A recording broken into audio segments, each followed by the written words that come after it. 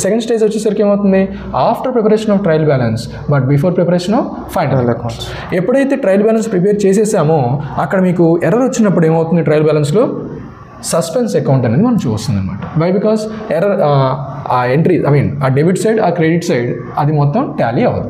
ఆ difference balance ఏదైతే ఉందో దాన్ని మనం ఎక్కడ పంపిస్తాం, సస్పెన్స్ అకౌంట్ పంపిస్తాం. సో ఈ స్టేజ్లో కనుక మీరు ఐడెంటిఫై చేస్తే ఎర్రర్ని, దాన్ని రెక్టిఫై చేయడానికి మీరు ఇప్పుడు ఏం ఆలోచించాలి, అది సింగిల్ సైడెడా డబుల్ సైడెడ్.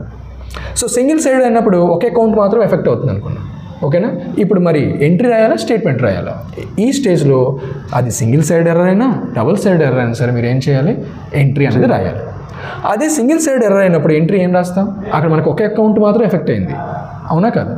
సో సెకండ్ దానికి సస్పెన్స్ అకౌంట్ తీసుకుంటాం అనమాట, ఓకేనా. సస్పెన్స్ అకౌంట్ యూజ్ చేసి మీరు single side error under second stage మీరు ఎంట్రీ అనేది రాయాలి.